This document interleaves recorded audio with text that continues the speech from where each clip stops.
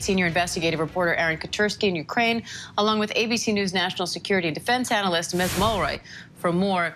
Aaron, I'd like to start with you. The UN Security Council is set to hold an emergency meeting about Russia's attack on that nuclear plant in Ukraine. The U.S. Embassy is calling this a war crime. So what are they hoping to accomplish with this meeting?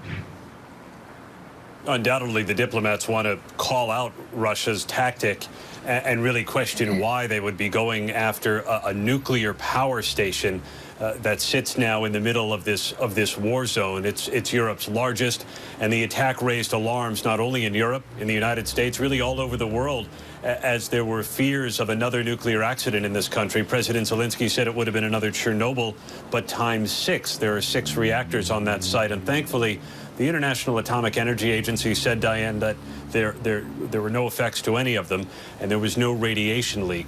But the prospect of putting a relatively fragile nuclear power station in the middle of this fight is very, very scary. And it raised some questions about whether Russia has any red lines that they will not cross, or whether they are simply willing to use any tactic necessary to take over this country. And Mick, Russia's foreign ministry says U.S. military intelligence launched a campaign to recruit private military contractors to send to Ukraine. Is there any credibility to that claim? Diane, I don't think there's any credibility at all to that claim. That is something that essentially Russia does under what's called the Wagner Group. So they're essentially putting their activities on us.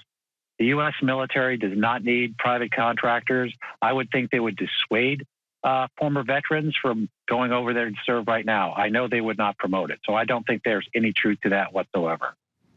Aaron, Ukrainian President Vladimir Zelensky is accusing Russia of planning to stage a fake rally in support of Russia after taking control of the strategic port city of Kherson. So what do we know about what happened there, and how important is the illusion of Ukrainian support to the Russian cause? Well, the Russians undoubtedly want to try and show that there is some popular support for what they're doing here, when by and large there is not, certainly not in that southern port city of Kherson. The Ukrainians say they've already seen buses of people coming up from Crimea to stage this rally that would give the impression that the Russians are here as liberators and the Ukrainians are welcoming them. In fact, we've seen just the opposite.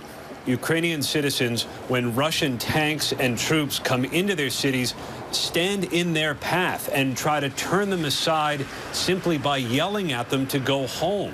And we've seen President Zelensky make direct appeals to Russian mothers saying, do not send your sons to die here. Both official Ukraine and its citizens doing what they can, rather bravely, to stand physically in the way of the Russian advance. And Mick, Russian President Vladimir Putin says Russia will cope with sanctions, saying his country will benefit in the end. So what more can U.S. allies do to put pressure on Putin? So I think the key word should be isolation. The sanctions will have a significant impact on the Russian economy and the Russian people. President Putin might not care much about the Russian people, but he's going to care about the oligarchs who essentially keep him in power. So the sanctions should hurt them the most. Second, we should look at diplomatically isolating Russia, which means countries should essentially send Russian diplomats home and shutter their embassies. They should not have the same stage as every other country in the world based on what they're doing. And then third, we need to continue, if not double, our efforts to get weapons into the hands of the Ukrainian resistance, the Ukrainian army who is fighting so hard to keep Russia out of these cities and repel this invasion. It is a Herculean task, but these are things that we should be doing and we should continue to do. And Aaron, what are you looking out for in the next, well, I should just say in the next night? Things are developing so quickly.